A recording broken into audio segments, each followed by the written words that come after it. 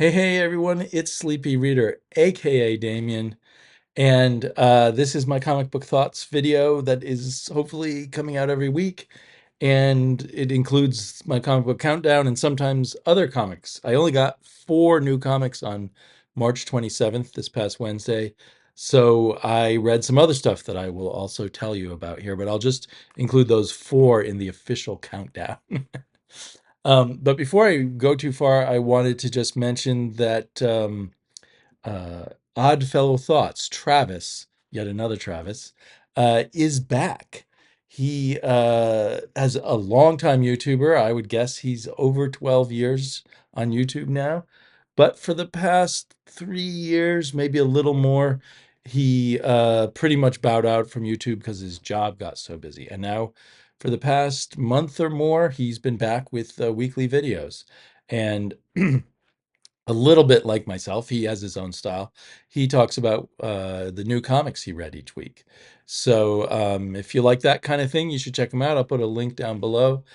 And also, talking every week about his pull list is 9 panel grid. I think he's done maybe 4 videos so far every week, and they have been very articulate, very cool to listen to. So I highly recommend you check that out if you like people talking about the new comics they've read during the week. And of course, the stalwarts of late are pop culture philosophers with Robbie every Tuesday, almost without fail.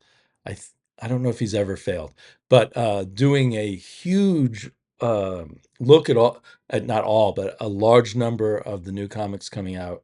I find him essential viewing before I go to the comic book store, and so entertaining and just a wonderful reviewer. And the same goes for Nick Comic Culture, who's a fantastic reviewer. And there just aren't that many people out there who, week after week, cover a good chunk of the new comics. And Nick at Comic Culture does an excellent job of that. I think his weekly video usually falls, I think, on a Saturday or so. And I've usually read about half of my pull at that point when I listen to him.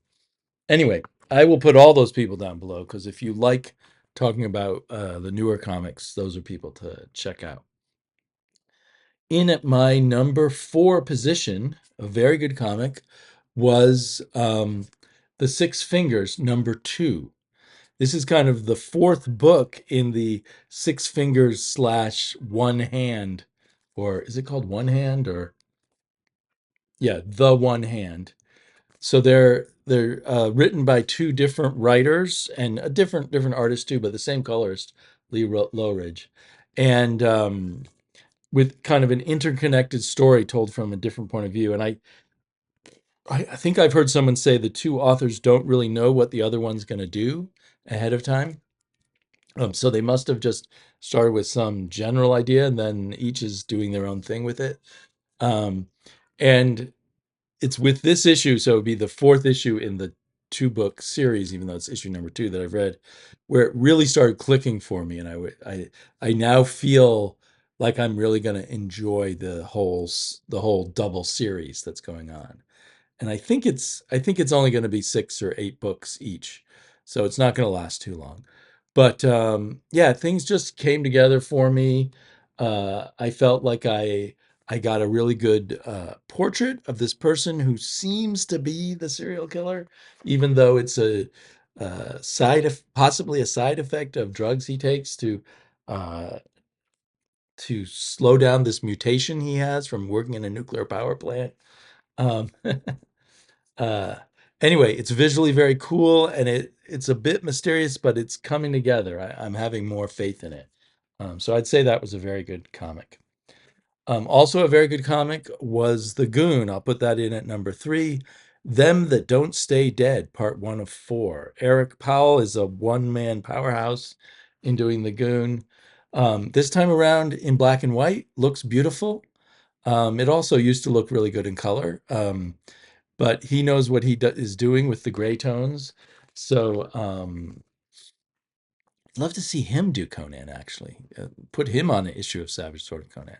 But anyway, this is kind of typical Goon, which is we're in this weird, quirky 1930s-ish world of not even working stiffs, people, street level people of that period, but with all kinds of supernatural horror movie type of stuff going on too. I love the Goon. I'd say this doesn't go. This was a very good comic. Maybe doesn't go up as great as a first issue anyway, because it felt like you could just sort of feel Eric Powell sort of pushing around the pieces of the story that he wants to set in motion. So I'm sort of assuming that it will gain more momentum in the coming issues. There were some great moments and some hilarious moments in here, some little nodding moments. And the Goon has kind of a one night stand in a closet with this woman who seems to be a match for him. Um, so we'll see where that goes. Um, Eric Powell, I think it has been about 2 years, or it feels like that, since the last Goon or other Eric Powell work. So something happened, and now he's back at Dark Horse. Um, I hope the black and white isn't because Dark Horse is running out of money or something. But anyway, I'm really happy to see it back in print. And so was really glad to read that. Was really excited when I saw it was coming out this week. But it was topped easily by Conan the Barbarian #9, at least for my enjoyment. The Rob de la Torre is back. The art is even better. He's very John Buscema, but I also feel subtly woven into the way he does his compositions is a lot of Frazetta. Um, my only complaint on the artwork is, and it doesn't look that bad on the screen here, but is the coloring is a little bit on the dark side, and there's not in the darker scenes, there's not enough contrast between bodies and backgrounds and things like that. Um, so I mean, here that's a beautifully colored page and beautifully drawn. Love that double page spread. And this really represents, what makes Robert E. Howard books so great is this sense of the deep exotic history of this lost hidden history of mankind, civilizations that came and went. It was also fantastic. So I guess I've stopped talking about the art, but you can see here in this panel, maybe you can't see as well on the screen. It would have been nice if there was more contrast so that we see this central figure not blending in so much with the background. Um, anyway, it was very exciting to see Conan interacting with Brule, the spear slayer from the Kull stories, and meeting up with what's his name, Yag Kosha, very um, Lovecraftian seeming character, but the character from the Tower of the Elephant, one of the best Robert E. Howard Conan stories, and a story that has been great in adaptation, also in comics. And I assume Yagkosha will come back, will add a little more. I mean, he gives us a little more understanding of the sense of the time traveling going on here, because King Kull and Brule lived. I think it's either 30,000 or 50,000 years before Conan, or maybe just 10,000. Anyway, an enormous amount of time before Conan. But they are part of the layers of history that affect the world of Conan. And now Conan is back in their time, which could be really cheesy, but it is done really well here. And we have a big fight between Kull and Conan. And I don't know if it makes as much sense to readers who maybe aren't as familiar with the old Kull stories, but Brule is like Kull's blood brother, and in their adventures, there's a lot of fighting against these snake men who can take on the form of humans, to the extent where at one point Kull has to fight an imitation of himself as the snake men try to take over the whole kingdom. And Kull's totem is the tiger, just as Conan's totem is the lion. The name Amara given to him by the African, or they're not called Africans, but the people in Kush. Um, and he's fighting against someone who is magically both a lizard, I mean, both a snake and a human there. Um, so that's kind of an ongoing thing, and I think that that concept plays into why Cull is behaving the way he is. At least I think it does. Um, and also just understanding who Brule is. I kind of it just occurred to me while looking at these, and then looking at these old Culls, that Cull is like Gilgamesh in a way, and Brule, his best friend, is like Enkidu. I never know how to say that name. It sounds silly, but the best friend of Gilgamesh in the Gilgamesh epics. Anyway, really fun to read, really well done by Jim Zub with great art. This is looking to be a comic book mega epic, and that does make me nervous, but Jim Zub is doing a very good job so far, and I'm even more convinced than ever that the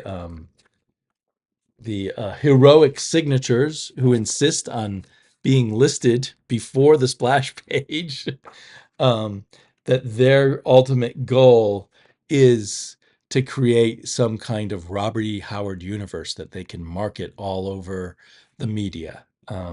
And I was reading up that the heroic signatures people are a branch off of a video game company that had a Conan based video game, and then eventually bought up. First bought half of the Conan properties, and then bought the whole thing, but kind of spun it off as its own separate company from them.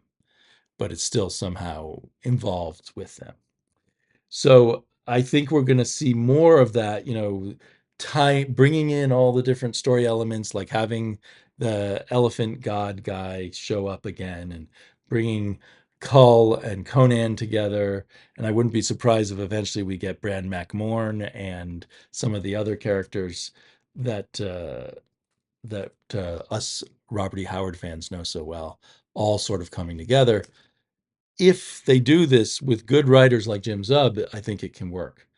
If they just let any old writer do it, I'm not sure that it will be that good. But so far, we've got a lot of Jim Zub, and I hope he stays around a long time, as I do very much hope these artists stay around a long time. I wanted to actually contrast the one thing. I like both art teams, but I definitely like the coloring style better from the previous art from Diego Rodriguez. And I kind of wish they would put Diego Rodriguez color on uh, Del De La Torre also. I think that would look better. Anyway, just a side note, I'm always obsessed by color these days, and I apologize. I'm making my number one comic, and it's really hard to say which I enjoyed more, but I think I'm making Batman Dark Age my number one comic of the week because it was such a enthralling read. It was 40 pages, or maybe even more than 40 pages, and um, and those pages weren't wasted. There was a lot of story in here, so I think that made it a little bit more of a favorite of mine than the Conan, which just was a smaller snippet of story. This is one of those Elseworlds, even though it's not marked as a black label, which I think it should have probably was originally meant to be. But it's a different Batman. It's a Batman whose childhood was in a number of significant ways different than the traditional Batman, including the fact that he was not there when his parents were killed. He was at home with Alfred, and Alfred raises him, but most of the raising of him is protecting him from the evil cabal that is behind the killing of his parents, and which we see, but he doesn't know. We see is the minor spoiler here is the board of Wayne Enterprises, the board of what do you call them? The board that runs a company or is behind the running of a company, which means I think that Wayne Enterprises isn't solely owned by the Wayne family, but they don't go into that very much. But so we skip around through time. Basically, in present time, in our present, he's in an old folks home, But but so this is sort of Batman aging in real time. Only I think his parents are killed in the 50s, not 1939 or 38 when they originally were killed in the comics. But I don't know exactly why writer Mark Russell does makes the choices he does, but he manages to spin it out into a really good story.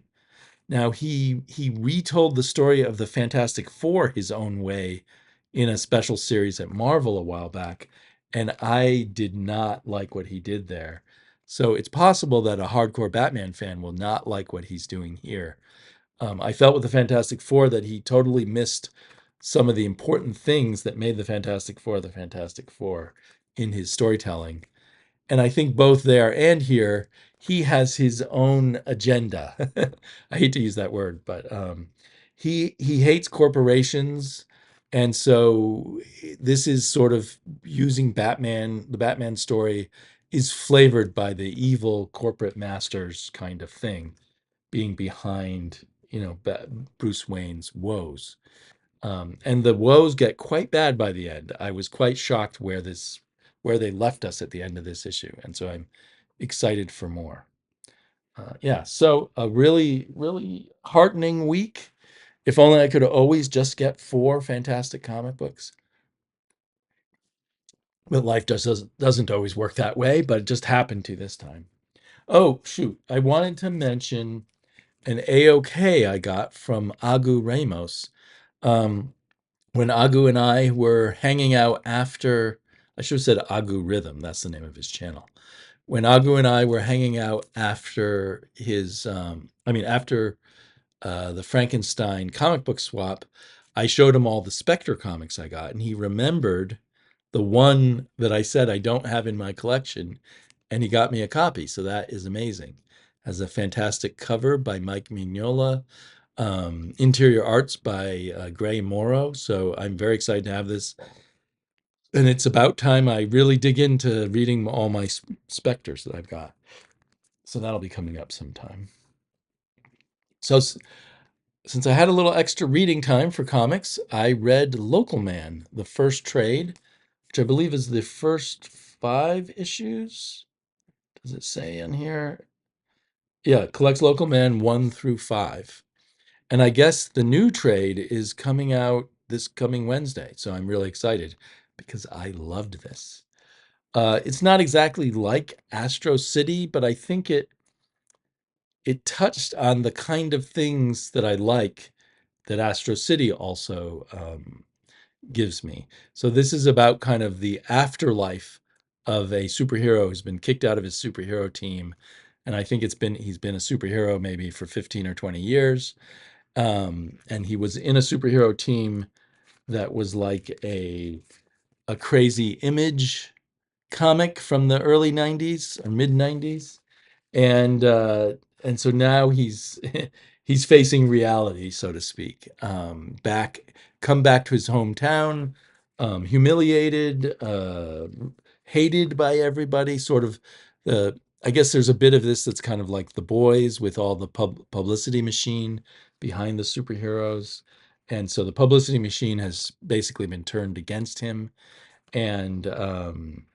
there's all kinds of fun, twisted superhero characters in here. So it's a more negative take on superheroes overall, not all heroes, but some of them, than in something like Astro City, but still has that kind of vibe of taking a different look and a different approach. There's some pretty cool mysteries that are gonna get unveiled, and new threats just keep sort of appearing in the mix. So it's like peeling away onions of mysteries about our main character, mysteries about the town, mysteries about the other superheroes. Um, yeah, so very satisfying. I think I think it's Tim Seeley. I know is both an artist and a writer, and Tony Flex. I don't know. Fleece, I think I've heard people say Tony Fleece. So I wonder if they both do some of the art, because the art style changes quite a bit depending on what they need. And there's two different colorists. And I thought the coloring was very good in here. Um, And I thought all the different art styles were a lot of fun. Um, so yeah, it kept me on my toes. I really enjoyed Local Man. I also really enjoyed rereading after God knows how many years this Treasury edition of Batman, sort of four issues of Batman put together into kind of a graphic novel involving Ra's al Ghul. And I think, I need to dig into more of the history of this, but apparently maybe Batman already knew Talia al Ghul before he knew Ra's al Ghul. I'm not sure. Um, so most of the story is really cool, and I love the way Denny O'Neil kind of makes Batman both a detective and kind of a little bit of a James Bond like character. And although he uses sort of gadgets and tricks and does little cons on villains to trick them in ways, it's all on a much more believable level than the Batman we have these days, who has all these sci-fi toys essentially that he can pull out at a moment's notice. There's some kind of action sequences that don't really make sense, like why are these two guys fighting, given what we saw in the issue before? But it's kind of like they just wanted Neil Adams to draw a cool fight scene, or maybe they even had a formula for how many fight scenes there could be in each issue. I don't know. Um, but other than a few sort of odd transitions, um, it's really well written. And I thought maybe I didn't like I thought maybe Denny O'Neil was overrated. But at least here, while working with Neil Adams and in this Batman world, I'm very impressed. So it has it covers four issues, but one issue is Batman number 232, and then we skip to Batman 242.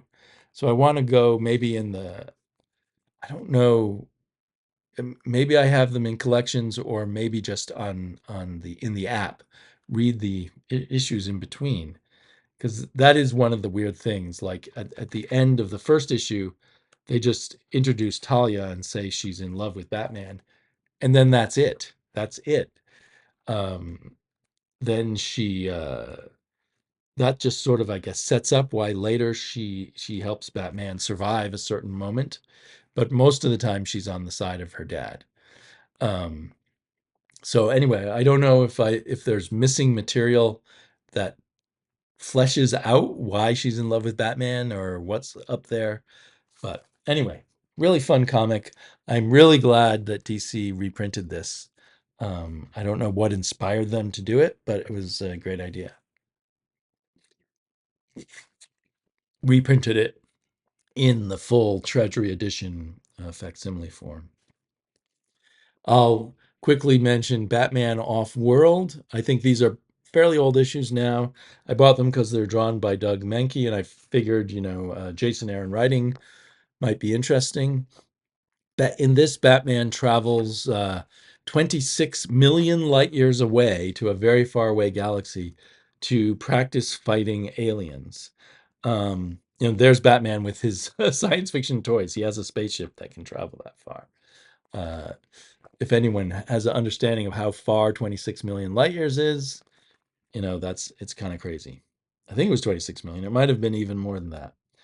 And there's just so much stuff that is not realistic in any way. For instance, Batman in one panel, they say, has had his hip shattered because he gets constantly getting beaten up by aliens. And then the next panel is, I guess, the next day, and he's back to it. So unless there's some magic alien medicine that has helped him heal his hip overnight, I don't know how that's possible.